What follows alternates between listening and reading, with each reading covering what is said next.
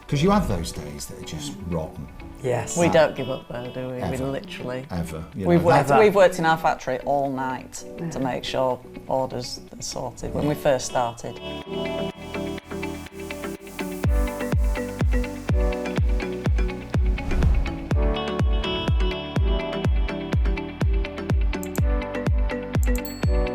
Hi everybody and welcome to FEBE Founder Stories. Delighted to be joined by Juliet, co-host Juliet Barrett. How are you, Juliet? Yeah, good, thank you.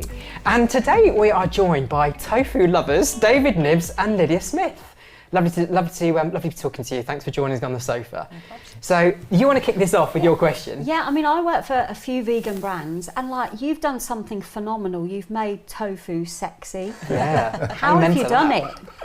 We've tried, haven't we? Have you heard that before? Is everyone saying, guys, you're making tofu sexy? You know, trendy. Yeah. We wanted to develop and create a brand that was aimed at younger consumers, and yeah, everything out there was a bit sort of, nothing very vibrant, and we wanted to, create Tofu Co.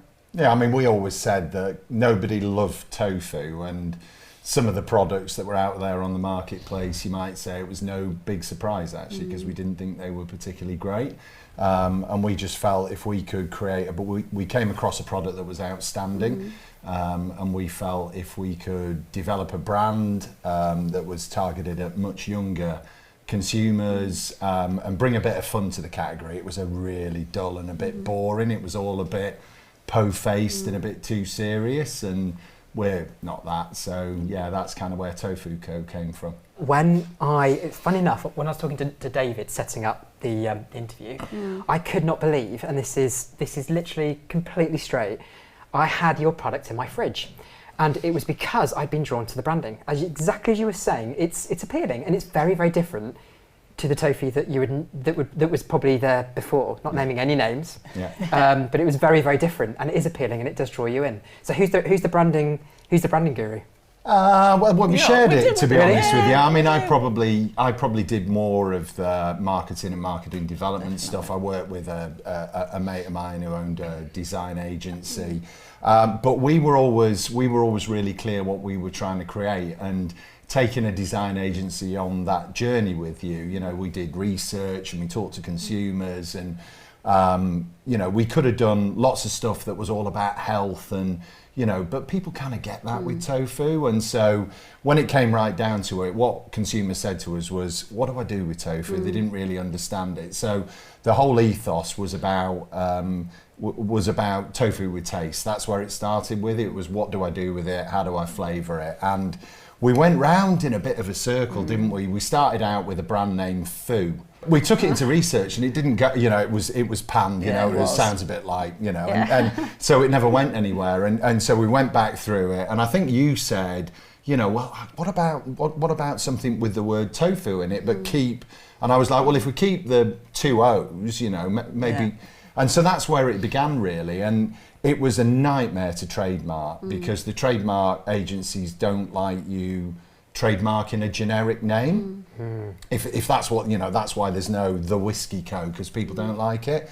But eventually we managed to come up with a kind of logo that was iconic enough that they were like, no, you could brand that. And because we've had usage of it now, we own the trademark Tofu, T-O-F-O-O. But yeah, it was a real journey, and we were a real stickler for... And the brand agency must have hated us, because we were like that bit, and we don't like that bit, and can you just move this around? And I think they're probably used to it.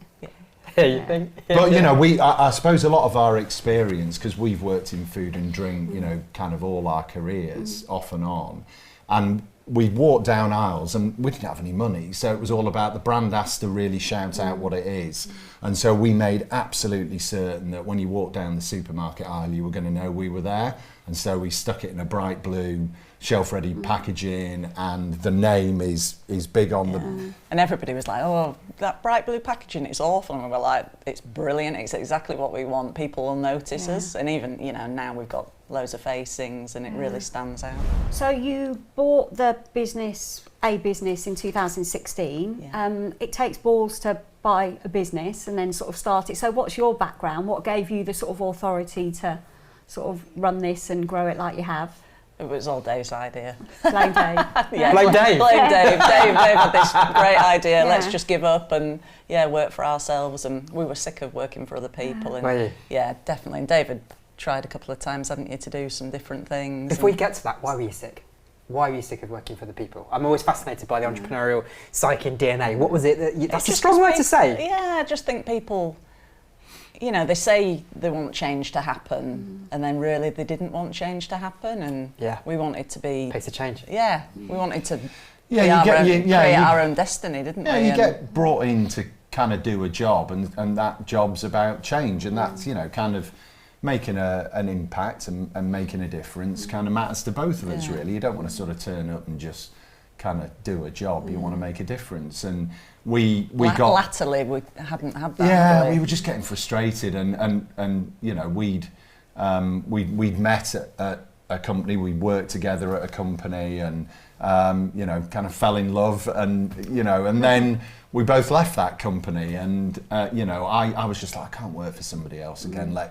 Let's find something small that we could scale, because we've got 5 kids between us, so we were, you know, we needed an income, so it was like that's pressure. But we were, you know, we were looking for something. I'd done some work on vegetarian at the previous business we'd been at, but I wasn't getting anywhere, and I was getting really frustrated. And Lyd was sat at home one day, we were sat at the iron, and she said, I'll find us a business. I literally looked on the internet, found small businesses for sale, typed in food, we wanted something in the north, and different businesses came up. There's a little microbrewery, and we were sort of like toyed with that idea, and then tucked amongst them was a business called R&R Tofu, based in Malton in North Yorkshire, and I said to Dave, tofu, you know, health, we were dead interested in health in terms of a trend, and you were like, yeah, no, that could be dead interesting for us. And we tried to get in touch with the owner. We ended up finding out that he didn't have a mobile phone, didn't have a computer,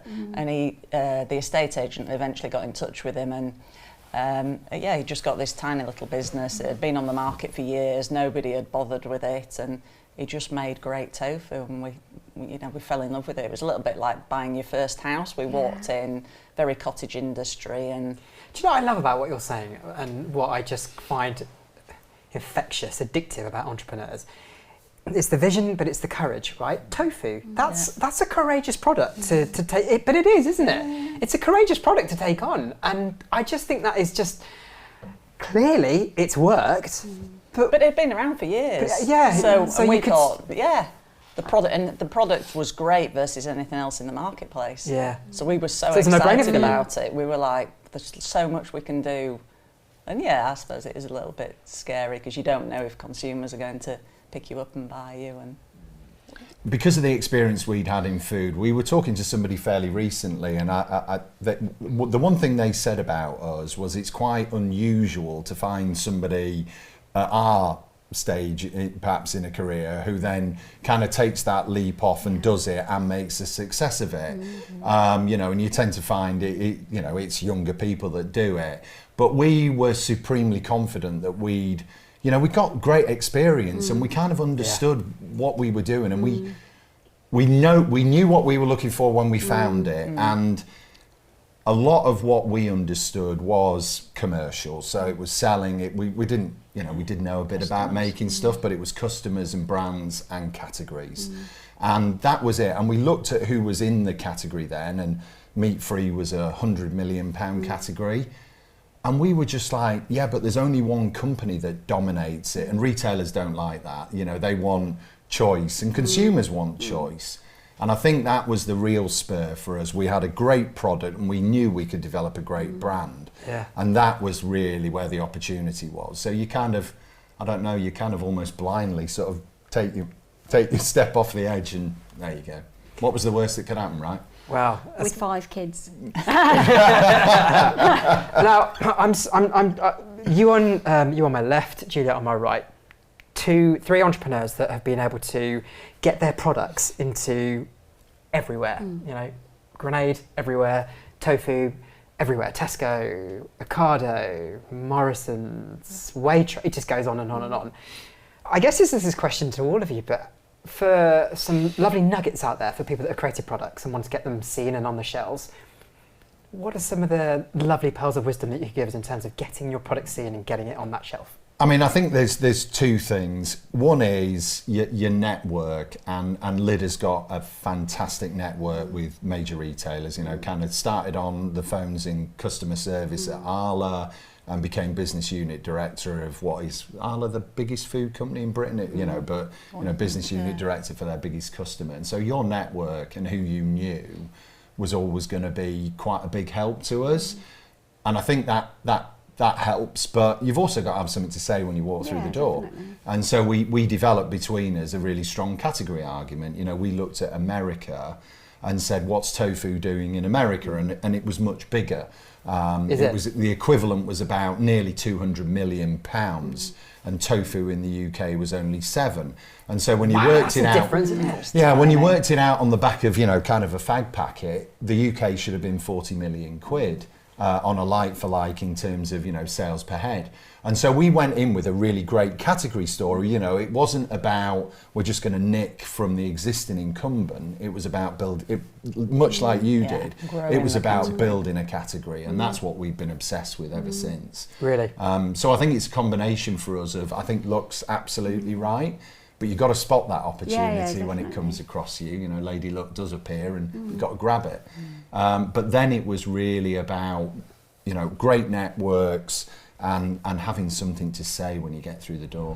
I think there's a bit of a misconception as to how people think you pitch to grocery, because they assume it's going to be like this Dragon's Den moment. Well, that's what I'm thinking. And it just isn't. You know, invariably it's like phone calls, sending buyer samples, trying them again, following them up. And, you know, you need them to taste your product, but also you need to give them a reason to stock you. Right.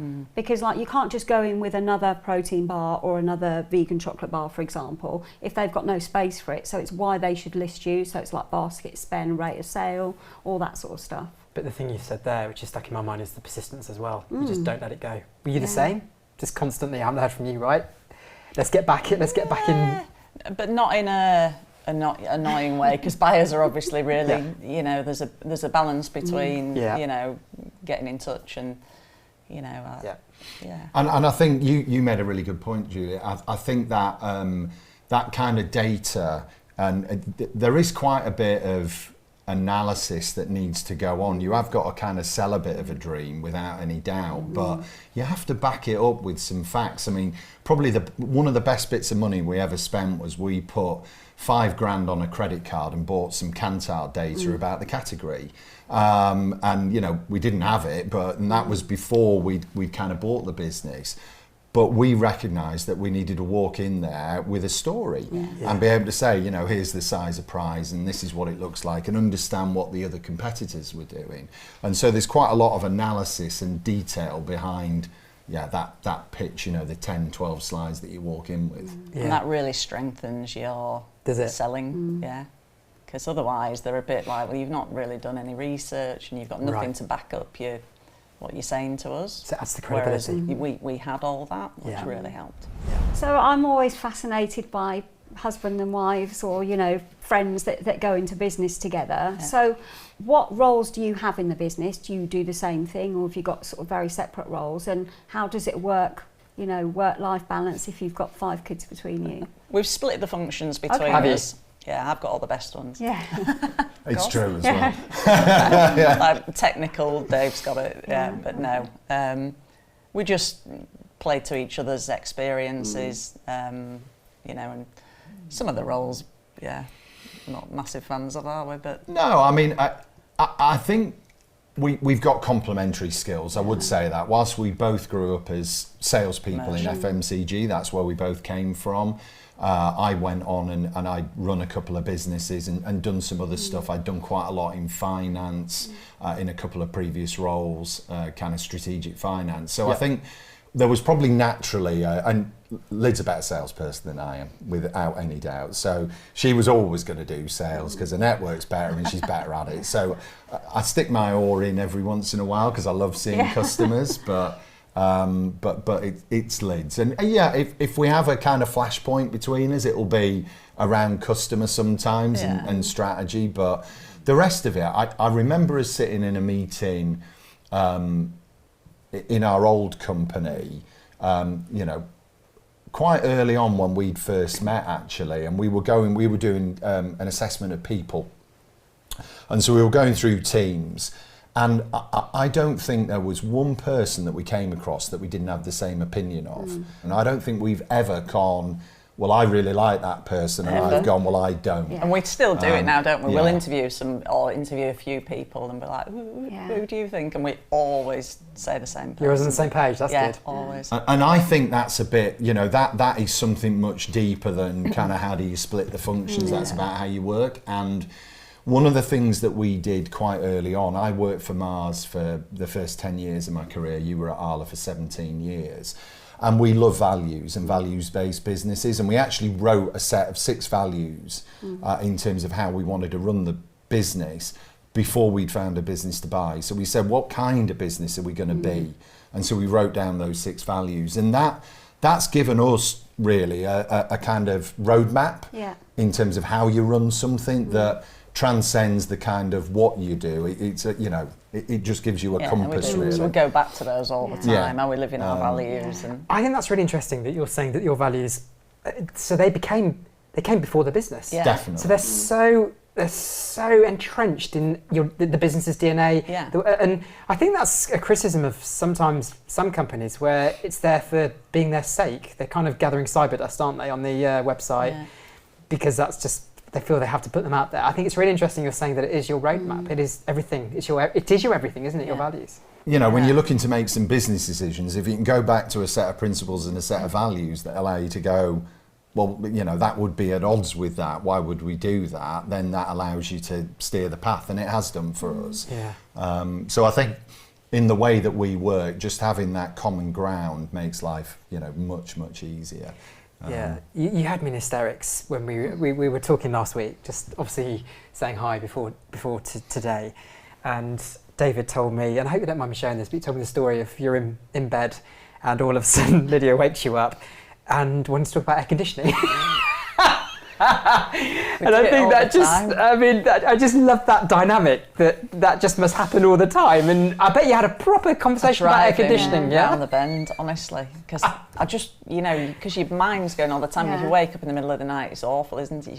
You can't get back to sleep. And Did you resolve it? I always know Dave will speak to me, even in the middle of the night. So I'm like, just got to talk to you about this. I think that's so funny though. And for some people, work's more than a job. It's a hobby. We love work. For some people, they're like, we really like it. So the fact that you can talk about it, that's not to say we don't. Some days we'll go, look, we're not doing it today. Let's leave it be. But we don't mind sitting here and just trading stuff. Sometimes when you're on your iPhone at 10:30 at night, still, answering a customer complaint or something like that, you can get a bit. But generally speaking, it's just not an issue. You earn a significant amount in the business. How important has that been to you to still be able to, maintain a good element of control with your business? Because obviously people become entrepreneurs for the freedom and the independence. So, how important has that been to you? Massively important, because we wanted to get up on a morning and make our own decisions, and if we wanted to develop a new product, we wanted to be able to do it. And everybody always said to us, why on earth did you want to own a manufacturing plant? Because lots of companies outsource it, don't they, and they don't want the hassle. And we wanted that. We wanted to be able to go in the factory and develop a new product, and we worked in the factory for the first 6 months learning how to make tofu, and so there isn't anything that we don't know about our business, and I think that's the beauty of it. I don't know what you think, Dave. Yeah, one of our 6 values, one of them's independent, and so that was a pretty clearly stated goal. Going back to what we started talking about, we did it because we were kind of sick of working for everybody else. So having some element of control was pretty important to us. It was something we really wanted, and it's quite nice. We're big fans of kind of failing fast. So if we stick something out there and it doesn't work, we'll know in the first 2 or 3 weeks it's chilled food. You'll know if you've got a product that's going to work, and if it doesn't, you kind of dust yourself down and fail fast. And it's hard to do that if you've got long decision-making chains. And so I think that's one of the joys of being an entrepreneur, is that you do get a chance to, you know, to get involved. As the business has got bigger, you know, you must have experienced this. It does get somewhat harder because you've got more people that work for you, and you delegate, and you want them to be involved in it. So still trying to have that kind of snappy decisions, we do try. Yeah. But yeah, you know, despite the fact that there are other shareholders involved, we've always tried to be, it's about how do we grow the whole pie for everybody and build a great business. That was always the really motivating fact for us, I think. And I think, you know, we were with Tesco yesterday and they were saying, well, what about this idea? And we've probably got 5 new products that we know we can do really easy, that we've worked on together yesterday, and we know we can do it. And if we didn't have the manufacturing plant, you know, it'd be a lot slower for us. So you're experiencing, you know, rapid growth. So I think you've gone from sort of, is it a 7 million turnover in 2019 to 2021 where it was 18.5 million. Just to say that when John kindly gave me the briefing information, he actually put your figures for 2021 as 180 million. I was like, Jesus Christ, how many people eat tofu? Is it that big a market? If only. So I was like, God, you know, you need to bow down to these people. But, you know, what are your sort of aspirations for growth? Is it sort of geography, new products? You mentioned obviously that you're agile and you could sort of manufacture new products. And how big do you think this business can be? Yeah. I mean, sorry, lots of questions. Yeah, no, I mean, loads of obviously new product development's really key for us. Broadening our customer base now, so we're doing lots of work in food service, you know, getting to more restaurant chains. We've not done anything international yet, so you've been looking at different countries, haven't you, in terms of where we could expand tofu? Yeah, I mean, I think Europe, tofu's probably where we were 6 or 7 years ago in lots of markets. You know, it's not terribly well developed. It's got, you know, it's kind of used in Asian cooking. It, you know, it might be in a miso soup, but it isn't, that, you know, not massive market. So we think there's definitely room for growth into, you know, other things. And we think the brand name's quite translatable. Yeah. You know, I mean, it is quite generic, so, you know, people are going to get it. And we've had lots of interest from kind of Europe. Food service is a big kind of charted territory for us. It's only 5% of our business at the moment, and yet, you know, was it 40-some% of consumption is out of the home. So, but people have tofu phobia. I mean, this is the grim reality of the world we live in. It's we're going to try and get it in the Oxford Dictionary, actually. It is an irrational fear of something you've never eaten. And people look at that white block and they're scared of it. They absolutely do not know what to do with it. And we've done research and they're like, yeah, and even experienced cooks, well, but you ask people to try it, don't we? And they'll say, oh, no, it's not for me. And you'll say, well, have you actually tried it before? No, it's not for me. And then you eventually do get them to try it and they're like, oh, really? You know, pleasantly surprised, and it's, you know, it's quite nice. And something like only 1 in 12 households once a year eat tofu. So, you know, 92% of the UK has not discovered the love yet. And that for us is just a massive opportunity. So even our core SKUs, you know, our rates of sale are fantastic. We're doing 30 and 40 units a store a week on our you know, our lead SKU. There's so much more room for growth because so few people have yet discovered it, and there's a real mood music and a shift towards eating less meat. So we think just in the core proposition there's lots and lots of room for growth. And the wonder of tofu, somebody said this to me the other week, is it was born good. It's only got 3 ingredients in it. It is soybean, it is water, and it is something which is an extract of sea salt called nagari. That's it. But it is the most fantastic protein that takes on any flavour that you want to put with it. Amen to that. And ours is a particularly firm tofu, and, you know, we could sit here and sell it all day. Well, and anything you can do with chicken, you can do with tofu. Yeah. So it's so easy. So we just think the sky's the limit, even in the UK. So our original vision was 40 million for the category. The category is now 45 million. So we've surpassed that original goal that we set. So we've delivered on the promise to the retailer. So we think, you know, the UK can do 100 million of tofu sales, and I always use sushi as a comparator, because if you can sell 120 million quid's worth of raw fish, you know, in places like Rotherham, Scunthorpe and other places, Tofu's going to be really easy. Yeah, tofu's straightforward. So, yeah, we think there's quite a big vision. We think we can double the size of our business again in the next 5 years. But the challenges are different. You know, we've got to educate consumers, and we've got to, you know, do more marketing, and you know, the next set of challenges are a bit different, really. What you're doing to tofu completely rocks. You're completely changed the industry. You're making it look beautiful on the shelves. Thank you. From my experience, you know, tasting it and now being part of my salad, it's bringing, you know, a new dimension to my food. You will win round Juliet, I am sure. Oh, genuinely lovely to talk to you. Fascinating. Yeah, so thanks a million, guys, and we wish you all the very best, and can't wait to just keep on seeing what you do and where you go with the business and how it goes. Brilliant. Thanks Cheers. a lot. Thanks a lot. Appreciate it.